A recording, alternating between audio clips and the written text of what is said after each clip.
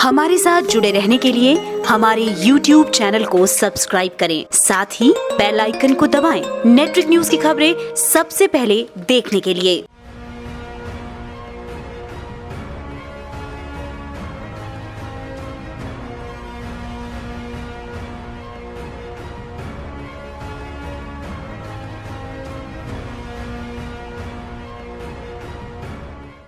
बिहार विधानसभा चुनाव संपन्न हो गया, लेकिन कई तरह के विवादों और कयासों को छोड़ गया। मतगणना पूरी होते ही कांग्रेस और आरजेडी वाले गठबंधन की एनडीए के साथ कड़ी टक्कर देखने को मिली, जिसकी वजह से कभी भी बड़ा उलटफेर हो जाने के कयास लगाए जा रहे हैं। इस बारे में और विस्तार से जाने उससे पहले अगर आपने हमारा चैनल सब्सक्राइब नहीं किया है तो जल्द कर लें, बेल आइकॉन दबाना बिल्कुल न भूलें। वीडियो पसंद आए तो लाइक करें, कमेंट करें और शेयर करें। दरअसल इस चुनाव में सबसे बड़ी पार्टी बनकर उभरी आरजेडी के नेता तेजस्वी यादव ने चुनाव परिणामों के संबंध में गुरुवार को एक प्रेस कॉन्फ्रेंस किया और कहा कि चाहे मुख्यमंत्री की कुर्सी पर कोई भी बैठे, विजेता असली वही है और उनके पक्ष में जनादेश आया है। इस दौरान तेजस्वी ने आरोप लगाया कि पोस्टल बैलेट की गिनतियों में फ्रॉड किया गया है और पुनर्मतगणना की मांग भी उन्होंने की। उनका कहना था कि 20 सीटों पर बहुत कम अंतर था।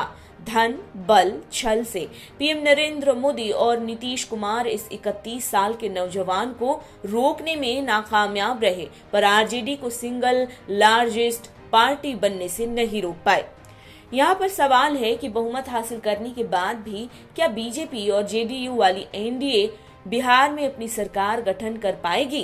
क्या तेजस्वी यादव सीएम की कुर्सी पर बैठने में कामयाब हो जाएंगे? बात यहाँ मुद्दे की ये है कि आरजेडी बड़ी पार्टी तो बनी है इस चुनाव में, लेकिन उसे अंदरूनी जोड़ तोड़ की जरूरत पड़ सकती है सरकार बनाने के लिए।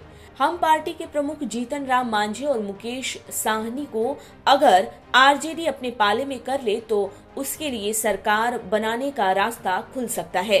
मांझी और साहनी को तो साफ दिख सकता है कि 5 साल तक एनडीए की सरकार चल पाए, ये थोड़ा असंभव लगता है, क्योंकि नीतीश कुमार और बीजेपी की खटपट जग जाहिर है।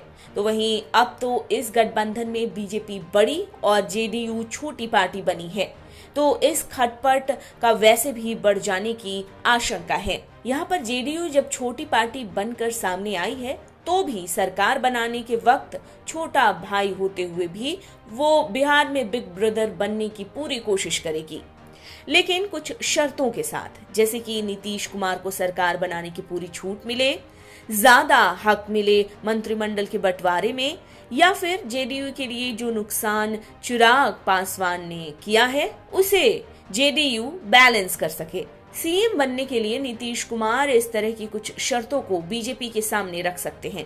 एक सिचुएशन ये भी है कि नीतीश केंद्र की राजनीति में आकर केंद्रीय मंत्री का पद संभाले, जिससे मोदी सरकार को मजबूती मिलेगी और नीतीश कुमार के हाथ भी खाली नहीं होंगे। फिर बड़े ही इत्मीनान से बीजेपी अपनी पार्टी का एक मुख्यमंत्री राज्य में बैठा दे। बता दें कि विधानसभा की 243 सीटों वाले राज्य बिहार में बहुमत का आंकड़ा 122 था। साथ मिलकर बीजेपी और जेडीयू ने 125 सीटें जीती और बीजेपी को 74 सीटें और जेडीयू को 43 सीटें ही मिल पाई। वहीं राज्य में सबसे बड़ी पार्टी आरजेडी बनकर उभरी, जिसे 75 सीटें मिली।